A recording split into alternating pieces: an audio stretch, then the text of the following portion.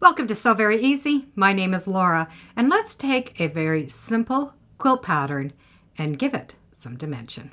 To start with, I'm going to make a quilt that just consists of a 4-patch block and a big solid block. From this stack of fabric from Timeless Treasures, I am going to need 60 4-inch blocks. And I will take those 4-inch blocks and I'm going to sew them together to make a 4-patch. And when they're sewn together, it will equal 7.5 inches. And I will need 15 of these 4-patch blocks. You will also need 15 solid blocks, and they're going to be 7.5 inches. So you will need 15 solids and 15 4-patches. Then you're going to be able to sew these together in rows. So you are going to have 2 solid blocks and 3 of the 4-patch in one row. And the next row you're going to have 3 of the solid patches and 2 of the 4 patches. I have 5 blocks per row and I will be able to get 6 rows long. And the body of the quilt is done. Now we're going to add some dimension. Now there's a product out there and it is called Chenille-it. And it looks like a roll of bias tape. And the weaving is very, very loose.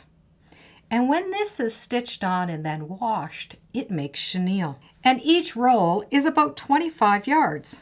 Now I'm going to use the color called Hot Pink. And because I'm using the hot pink, I do want matching thread so that I don't see the stitching on it.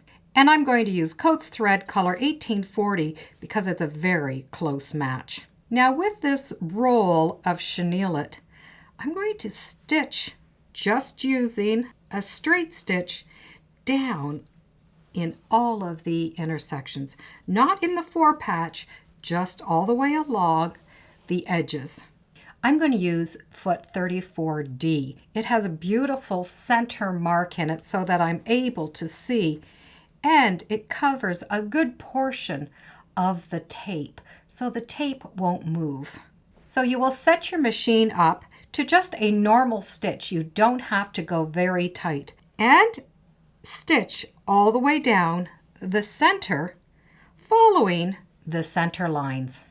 I'm going to keep the roll in the bag and leave it beside the machine. That way I can pull out what I need as I go along. So I'm going to stitch all the way down, right over top, and just get as close as you can to the center of your seam. Do not stretch, just let the chenille go on its own.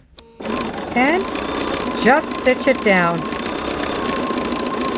And when you have finished sewing on 4 long rows, then just sew the 5 rows. So you're stitching over top of the seams that you sewed the 4-patch and the solids together.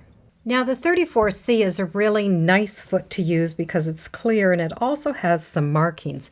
You could also use a foot that is open so that you can see the stitching as you go along. And I've just gone right over the previous row of stitching. So I have all of the chenille tape stitched down. The next thing is to add on a scrappy border, and it's 4 inches. I've used the 4 inches so that I can use any leftover fabric from the 4-inch squares. Now I did have some leftover 4-inch squares and I have used them for the cornerstones, but it's not necessary. Just put a 4-inch border all the way around. And I have sewn right over top of the ends. So the ends are right into the center. And you can leave them there. You don't need to trim them down. The next thing is going to add some more chenille tape.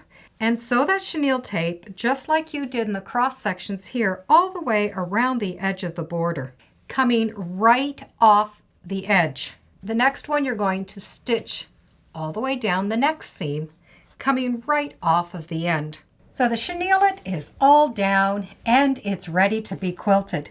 And to get this project done even quicker, I'm using this Fusaboo, and it is from Fairfield. What's great about it is it's a batting, and you iron your back and your front all together in one step. That way you're able to get to the machine. You do not need to do any pin basting or hand basting.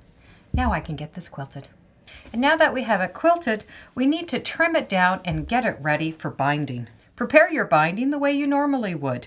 If you want it 2 inches or 2.5 inches, however you normally like to do it. And then take the binding and iron it in half because you need that fold line. And along that fold line, top stitch a row of the chenille. And do that for the entire binding. If you haven't hit the center line perfectly, don't worry about it because it'll all look great when it's finished. Now we're going to sew the binding on just a little bit differently. Normally we would fold it in half, stitch it here, flip it to the back, and stitch it to the back. Well, we're going to change it. Stitch it onto the back. So the back becomes the front. So you're going to stitch it on there and you will be able to pull that over to the front. Let's get it stitched onto the back and just stitch it like you would normally any of your binding. And when the binding's been sewn on, take the iron and press it going out. So I've taken the iron and I've just pressed out going in this direction. And it's taken that little chenille and it's pushed it out. Then turn it over to the front and do the same. And it will also take that chenille and push it out. And that way when you go to turn it over, it'll be easier. Now you can turn this over, take this to the machine, and stitch right along that edge, stitching the binding right down. And I like to go as close as I can to the edge. So the binding has been sewn on and this has been left loose. The next stage is to put this in the washer and the dryer.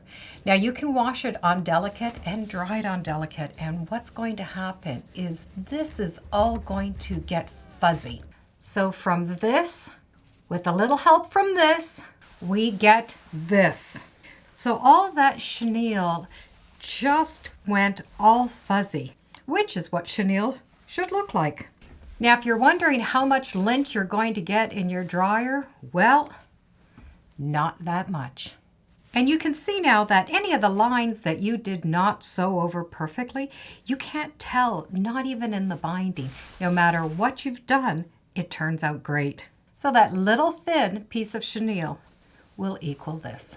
Now this chenille comes in a lot of different colors, so you could even sew this right over top of a quilt that has already been pre-made.